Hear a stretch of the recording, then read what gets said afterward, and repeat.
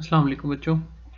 जो टॉपिक आज हम पढ़ने जा रहे हैं वो है नेचुरल रेडियो एक्टिविटी और उसके बाद हम पढ़ेंगे बैकग्राउंड रेडिएशंस।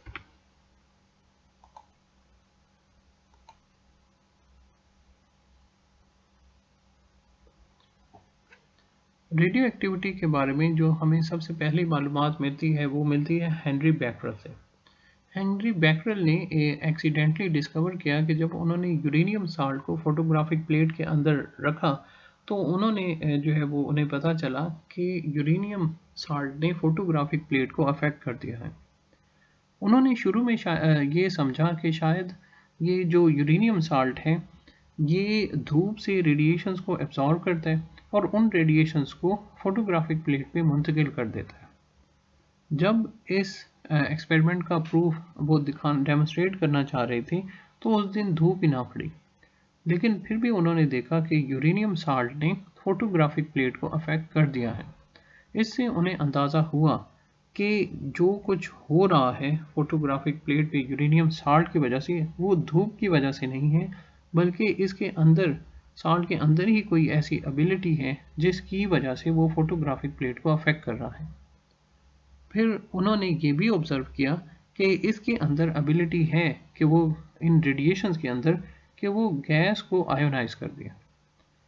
फिर बहुत सारे एक्सपेरिमेंट हेनरी बैकरल ने किए और उसके नतीजे में पता चला कि ऐसे न्यूक्लियस जो कि अनस्टेबल होते हैं उनसे जो रेडियो एक्टिविटी है वो होती है।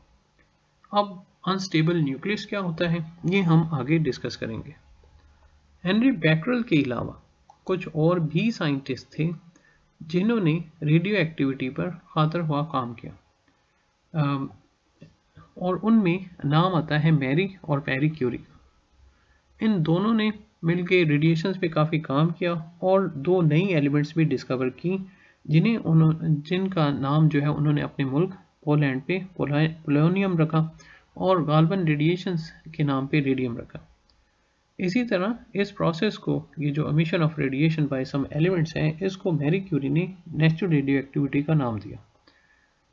इन जो है वो खिदमात पर 1903 में हेनरी बैकरल, मैरी क्यूरी और पैरी क्यूरी को फिज़िक्स का नोबेल प्राइज़ भी मिलता है।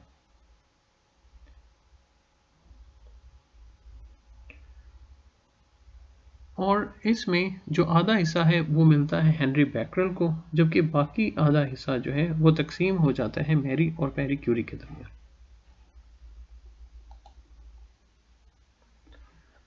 तो सवाल ये हुआ कि नेचुरल रेडियो एक्टिविटी क्या है। ये स्पॉन्टेनियस एमिशन ऑफ रेडिएशन है बाय अनस्टेबल न्यूक्लाई। अब सवाल ये पैदा होता है कि ये स्पॉन्टेनियस एमिशन ऑफ रेडिएशन क्या है और अनस्टेबल न्यूक्लाई क्या है। ऐसा जो फिनोमिना जो कि किसी एक्सटर्नल फैक्टर्स पर डिपेंड ना करे, मिसाल के तौर पे अगर आप टेम्परेचर या प्रेशर चेंज कर दें तो इससे अनस्टेबल न्यूक्लाई की रेडिएशंस मिट करने की एबिलिटी पर कोई फ़र्क नहीं पड़ेगा, तो ये स्पॉन्टेनियस एमिशन ऑफ रेडिएशन कहलाएगा। लेकिन फिर अनस्टेबल न्यूक्लाई है क्या, ये हम नेक्स्ट स्लाइड पे डिस्कस करेंगे।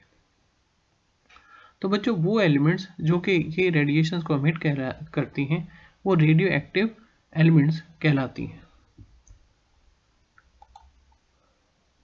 अब हमारा वो सवाल कि आखिर कुछ जो एलिमेंट्स हैं वो रेडियो एक्टिव क्यों हैं और कुछ क्यों नहीं हैं, इसके आंसर की तरफ आते हैं। अब होता ये है बच्चों कि आपने मुख्तलिफ नेचुरल फोर्सेस के बारे में पढ़ा है। बेसिक फोर्सेस ऑफ नेचर वो फोर्सेस हैं जो कि जो नेचर के मुख्तलिफ फिनोमिना को कंट्रोल करती हैं और इनका जो ओरिजिन है वो अननोन है। अब उसमें आपने ग्रेविटेशनल फोर्स का पढ़ा हुआ है, उसके बारे में आपने इलेक्ट्रिक फोर्स का पढ़ा हुआ है। अब हम एक नई जो है वो फोर्स ऑफ नेचर का पढ़ने लगे हैं और वो है स्ट्रॉन्ग न्यूक्लियर फोर्स। अब आपके जहन में ये सवाल आता होगा कि न्यूक्लियस तो के अंदर तो प्रोटॉन्स हैं। अब प्रोटॉन तो जाहिर है कि चाहेगा कि जो है वो प्रोटॉन्स के दरमियान फोर्स ऑफ रिपल्शन पाई जाती है, तो वो न्यूक्लियस को स्कैटर करना चाहता है। तो फिर आखिर ऐसा कौन सा ग्लू है, ऐसा वो कौन सा सीमेंट है जो न्यूक्लियस को आपस में बाइंड करके रखता है। वो जाहिर है कि जो प्रोटॉन्स के दरमियान फोर्स पाई जाती हैं वो फोर्स ऑफ रिपल्शन है जो कि न्यूक्लियस को तोड़ना चाहती है। तो जाहिर है कि ऐसी जो है वो ऐसे न्यूक्लियस के जिसमें कूलम्ब रिपल्सिव फोर्स ज़्यादा होगी, उसमें न्यूक्लियस टूट जाएगा और वो रेडिएशंस को एमिट करना शुरू कर देगा। लेकिन ऐसे न्यूक्लियस के जिसमें स्ट्रॉन्ग न्यूक्लियर फोर्स ज़्यादा होगी, उस वो न्यूक्लियस ब्रेक नहीं होगा, बल्कि वो बाइंड होके रहेगा। तो स्ट्रॉन्ग न्यूक्लियर फोर्स का काम ये है कि वो न्यूक्लियस को आपस में जोड़ के रखती है। जो स्ट्रॉन्ग न्यूक्लियर फोर्स है, ये बच्चों चार्ज इंडिपेंडेंट फोर्स है, ये चार्ज पर डिपेंड नहीं करती।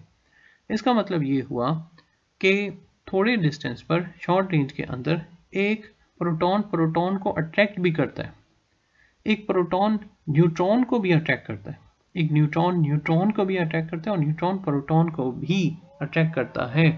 क्यों करता है? क्योंकि ये चार्ज पर डिपेंड नहीं करती ये फोर्स।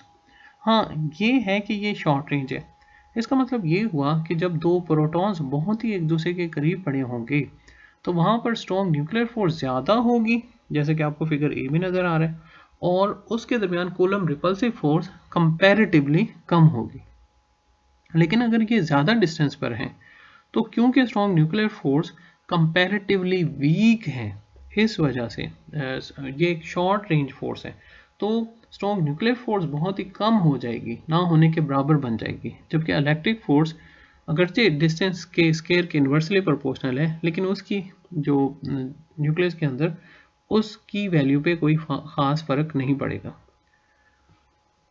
तो इससे ये पता चला कि स्ट्रॉन्ग न्यूक्लियर फोर्स है तो बहुत स्ट्रॉन्ग फोर्स इलेक्ट्रिक फोर्स की निस्बत, लेकिन इसका मसला यह है कि ये शॉर्ट रेंज फोर्स है। शॉर्ट रेंज फोर्स होने का मतलब ये हुआ कि वो पार्टिकल जो न्यूक्लियस के अंदर सेंटर में है और वो पार्टिकल जो न्यूक्लियस की सरफेस पे हैं, अगर वो एक बड़ा न्यूक्लियस है, तो सेंटर वाला पार्टिकल सरफेस वाले पार्टिकल पे स्ट्रॉन्ग न्यूक्लियर फोर्स नहीं लगा सकता। हाँ, ये है कि अगर एक प्रोटॉन जो न्यूक्लियस के सेंटर में है और एक प्रोटॉन जो न्यूक्लियस के बिल्कुल सरफेस पे है, दोनों दूरी पे हैं, लेकिन इसके बावजूद उनकी जो स्ट्रॉन्ग न्यूक्लियर फोर्स है वो तो ज़ीरो के करीब हो सकती है, लेकिन इलेक्ट्रिक फोर्स ज़ीरो के करीब नहीं होगी। तो बच्चों, ऐसे न्यूक्लियस कि जिसमें स्ट्रॉन्ग न्यूक्लियर फोर्स ज़्यादा होगी कूलम्ब रिपल्सिव फोर्स की निस्बत, वो जो न्यूक्लियस है वो स्टेबल होंगे और वो रेडिएशंस को एमिट नहीं करेंगे, वो स्प्लिट नहीं होंगे।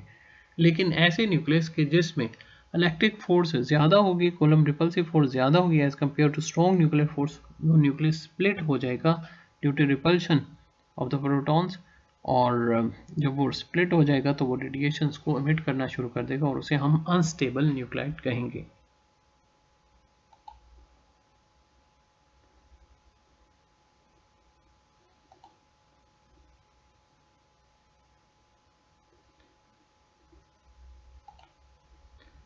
फिर बच्चों, अगर न्यूक्लियर रेडिएशंस को किसी मैग्नेटिक फील्ड के अंदर से गुजारा जाए तो ये डिफ्लेक्ट हो जाएंगी। ठीक है, उनमें अल्फा और बीटा तो डिफ्लेक्ट होंगी, लेकिन गैमा जो है वो स्ट्रेट लाइन में ट्रैवल करेगी। अल्फा और बीटा इसलिए डिफ्लेक्ट होंगी क्योंकि ये चार्ज पार्टिकल्स हैं। जब चार्ज पार्टिकल जो है वो मूव करता है तो अपनी इर्द गिर्द मैग्नेटिक फील्ड बनाता है। तो ज़ाहिर है जब वो अपनी इर्द गिर्द मैग्नेटिक फील्ड बनाते हैं और उसे हम किसी एक्सटर्नल मैग्नेटिक फील्ड से गुजारते हैं, तो चार्ज का मैग्नेटिक फील्ड और एक्सटर्नल मैग्नेटिक फील्ड एक दूसरे से इंटरेक्ट करते हैं, जिसकी वजह से चार्ज डिफ्लेक्ट हो जाएगा, charge particle in a magnetic field deflect हो जाएगा। लेकिन जो न्यूट्रल पार्टिकल हैं, क्योंकि वो अपने इर्द गिर्द मैग्नेटिक फील्ड नहीं बनाते, इस वजह से, क्योंकि उनका मैग्नेटिक फील्ड नहीं है, इस वजह से जब हम एक्सटर्नल मैग्नेट रखेंगे तो वो उससे इंटरेक्ट नहीं करेंगे और वो स्ट्रेट लाइन में ट्रैवल करेंगे। तो अल्फा और बीटा चार्ज पार्टिकल हैं, जबकि गैमा चार्ज पार्टिकल नहीं है, वो रेज हैं और वो न्यूट्रल हैं। इसी तरह अगर आप उन्हें इलेक्ट्रिक फील्ड से भी गुजारेंगे तो अल्फा डिफ्लेक्ट होगा नेगेटिव प्लेट की तरफ। इससे ये पता चलेगा कि अल्फा पॉजिटिव पार्टिकल्स हैं, बीटा जो है वो पॉजिटिव प्लेट की तरफ डिफ्लेक्ट होंगे, जिससे हमें ये पता चलेगा कि वो नेगेटिव चार्ज रखते हैं, जबकि गैमा स्ट्रेट लाइन में ट्रैवल करेंगे। इसका मतलब है ये न्यूट्रल है।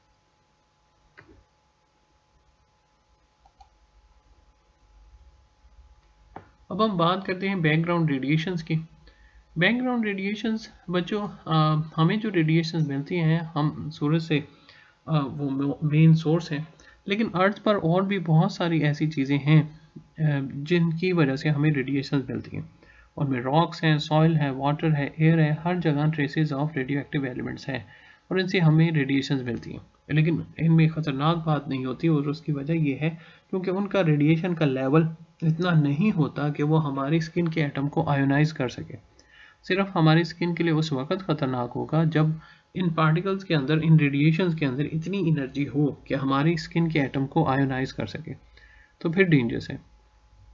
नहीं तो आम हालात में भी इस वक्त भी आपकी बॉडी से हज़ारों लाखों रेडिएशंस पास कर रही हैं और इससे कोई फ़र्क नहीं पड़ता।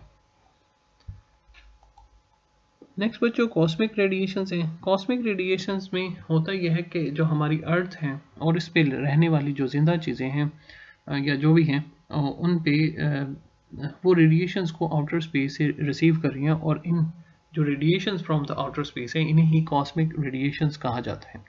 ये शुरू में कंसिस्ट करते हैं प्रोटॉन्स, इलेक्ट्रॉन्स, अल्फा पार्टिकल्स और इसी तरह के लार्जर न्यूक्लाई पर, और ये रेडिएशंस जब एटमॉस्फेयर में एंटर होती हैं तो उसके साथ इंटरेक्ट करके ये चंद एक सेकेंडरी रेडिएशंस जैसा कि एक्स-रेज हैं, म्यूऑन्स, प्रोटॉन्स, अल्फा पार्टिकल्स, इलेक्ट्रॉन्स और न्यूट्रॉन्स में चेंज हो जाती हैं। आपने बच्चों बिग बैंग थ्योरी के बारे में सुना होगा, तो बिग बैंग थ्योरी के जो एविडेंस हैं वो भी हमें कॉस्मिक बैकग्राउंड रेडिएशन से ही मिलते हैं। तो आज का टॉपिक बच्चों यहाँ पर ख़त्म होता है। इंशाल्लाह फिर बात करेंगे अगले टॉपिक पे। अल्लाह हाफ़िज़।